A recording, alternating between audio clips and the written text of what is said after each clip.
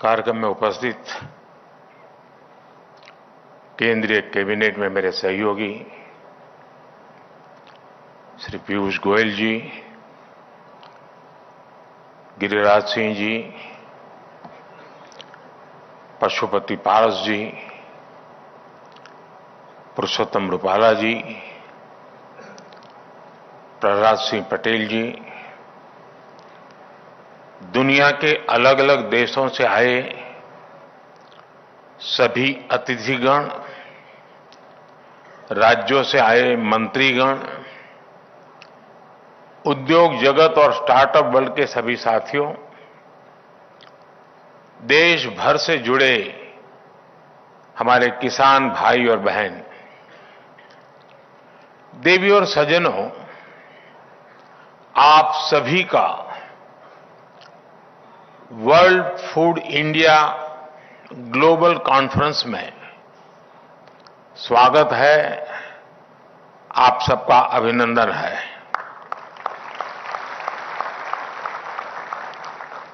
अभी मैं technology pavilion को देख करके यहां आया हूं।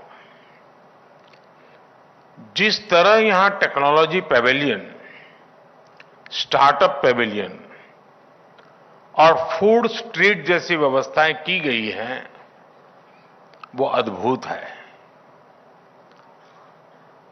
टेस्ट और टेक्नोलॉजी का ये फ्यूजन एक नए फ्यूचर को जन्म देगा, एक नई इकोनॉमी को गति प्रदान करेगा। आज की बदलती हुई दुनिया में 21वीं सदी की सबसे प्रमुख चुनौतियों में से एक फूड सिक्योरिटी भी है। इसलिए वर्ल्ड फूड इंडिया का यह आयोजन और भी अहम हो गया है। फ्रेंड्स, भारत में प्रोसेस्ड फूड इंडस्ट्री को आज सनराइज सेक्टर के रूप में देखा जा रहा है। पहले वर्ल्ड फूड इंडिया से के आयोजन से जो परिणाम प्राप्त हुए, वो भी इसका एक बहुत बड़ा उदाहरण है। पिछले 9 वर्षों में इस सेक्टर में 50,000 करोड़ का एफडीआई आया है। ये भारत सरकार की प्रो इंडस्ट्री और प्रो फार्मर्स पॉलिसीज का परिणाम है।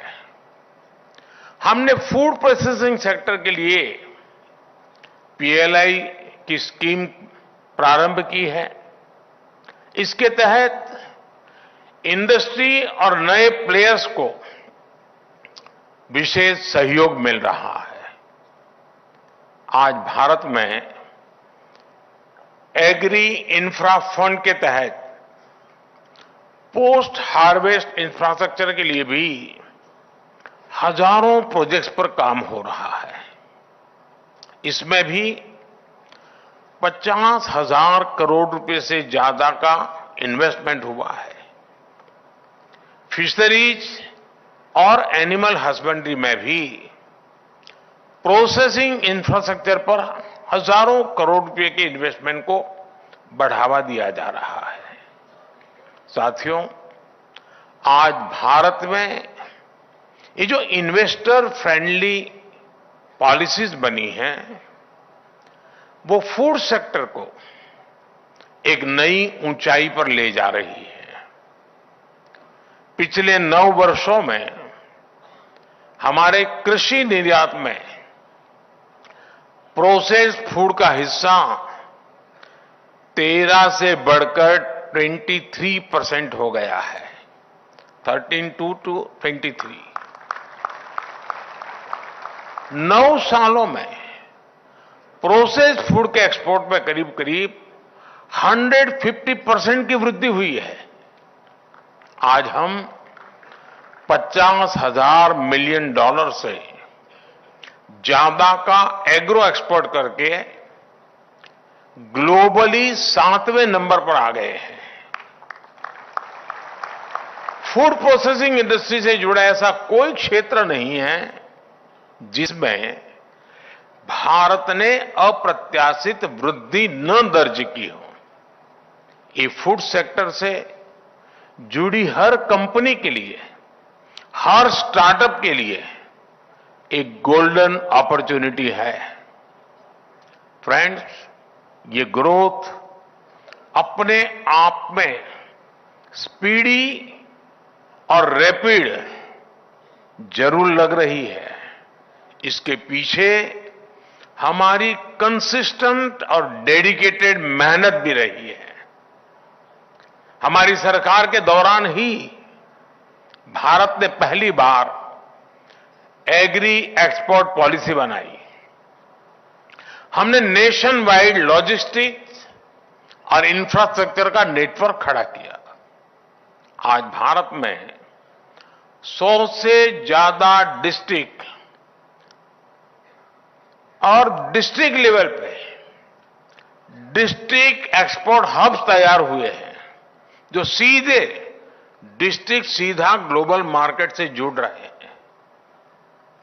पहले देश में 2 मेगा फूड पार्क होते थे। आज ये संख्या 20 से भी ज्यादा हो गई है। पहले हमारी processing capacity 12 lakh metric ton थी। अब ये 200 लाख मैट्रिक टन से भी ज्यादा है। यानी 9 वर्षों में 15 गुना से ज्यादा की वृद्धि। ऐसे कई प्रोडक्ट्स हैं जो पहली बार विदेशी बाजारों में जा रहे हैं, जैसे हिमाचल प्रदेश का ब्लैक गार्लिक, कच्छ का ड्रैगन फ्रूट या कमलम, मध्य प्रदेश का सोया मिल्क पाउडर, लद्दाख का कारकीचू एप्पल, पंजाब का कैवेंडिश बनाना, जम्मू का गुच्ची मशरूम, कर्नाटका का रव हनी। ऐसे कितने ही प्रोडक्ट्स हैं जो कई देशों में पहली पसंद बन गए, बहुत पसंद किए जा रहे हैं। यानी आपके लिए पूरी दुनिया में एक बहुत बड़ा बाजार बन रहा है। साथियों, भारत के भीतर भी और एक फैक्टर उभर रहा है। मैं इस बारे में भी आपका ध्यान आकर्षित करना चाहता हूं। आज भारत में तेजी से अर्बनाइजेशन बढ़ रहा है। बढ़ते अवसरों के साथ घर के बाहर काम करने वाले लोगों की संख्या भी बढ़ रही है। इसके कारण पैकेज फूड की मांग बढ़ी है, काफी बढ़ रही है।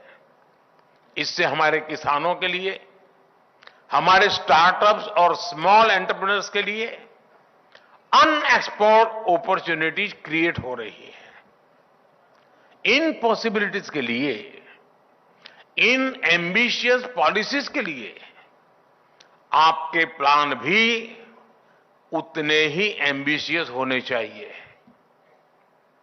साथियों, फूड प्रोसेसिंग सेक्टर में भारत की ग्रोथ स्टोरी के 3 सबसे प्रमुख आधार है। छोटे किसान, छोटे उद्योग और महिलाएं। छोटे किसानों की भागीदारी और उनका लाभ बढ़ाने के लिए हमने फार्मर प्रोड्यूस ऑर्गेनाइजेशंस एफपीओज को प्रभावी प्लेटफॉर्म के रूप में इस्तेमाल किया। भारत में हम 10,000 नए एफपीओज बनवा रहे हैं, जिनमें से 7,000 बन भी चुके हैं। इससे किसानों के लिए मार्केट तक पहुंच और प्रोसेसिंग सुविधाओं की उपलब्धता बढ़ रही है। स्मॉल स्केल इंडस्ट्रीज की भागीदारी बढ़ाने के लिए फूड प्रोसेसिंग में करीब 2 लाख माइक्रो एंटरप्राइज को संगठित किया जा रहा है। One district one product ODOP जैसी योजनाओं से भी छोटे किसानों और लघु उद्योगों को नई पहचान मिली है।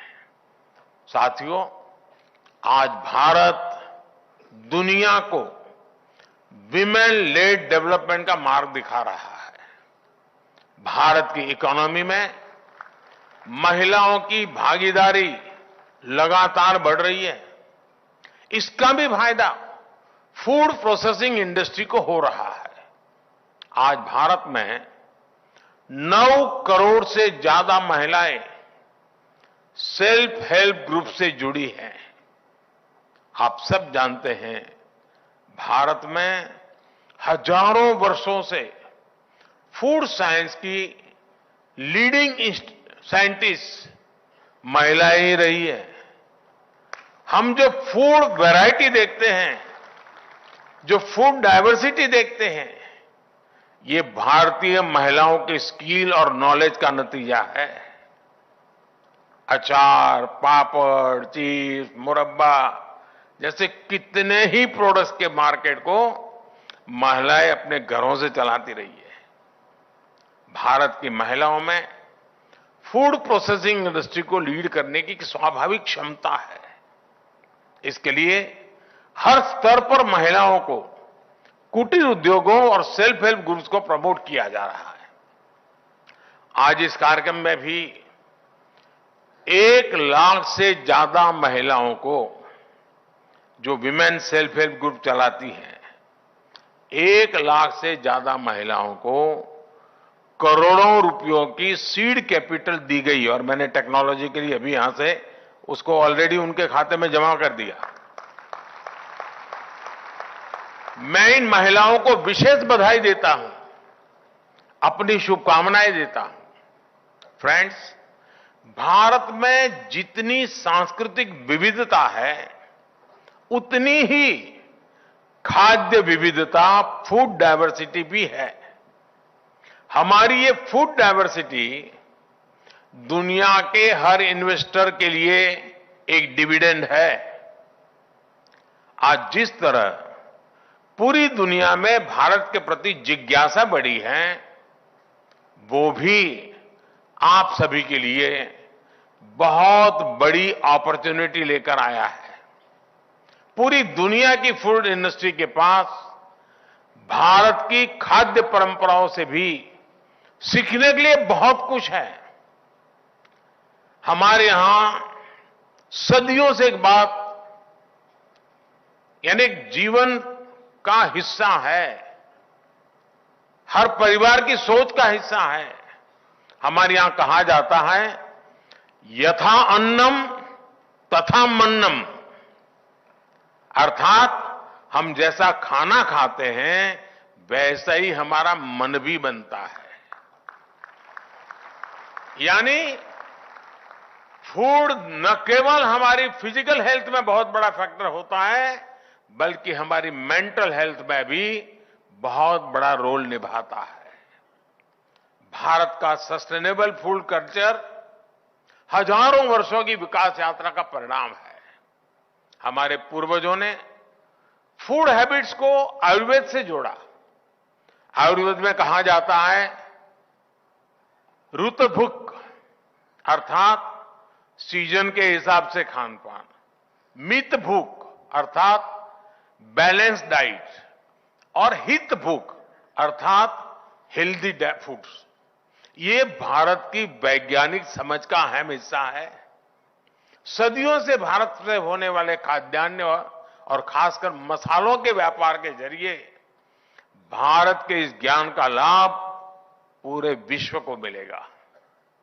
आज जब हम ग्लोबल फूड सिक्योरिटी की बात करते हैं, जब ग्लोबल हेल्थ को लेकर इतने कंसर्न्स एक्सप्रेस किए जाते हैं, तो ये जरूरी हो गया है कि हमारी फूड प्रोसेसिंग इंडस्ट्री सस्टेनेबल और हेल्दी फूड हैबिट के इस एंशियंट नॉलेज को भी जाने, समझे और उसे एडॉप्ट करे। मैं आपको उदाहरण देता हूं मिलेट्स का। इस साल दुनिया इंटरनेशनल मिलेट ईयर मना रही है। हम सब जानते हैं कि मिलेट्स हमारी सुपर फूड बकेट का हिस्सा है। भारत में हमने इसे श्री अन्न की पहचान दी है। सदियों से अधिकांश सिविलाइजेशन में मिलेट्स यानी श्री अन्न को बहुत प्राथमिकता दी जाती थी।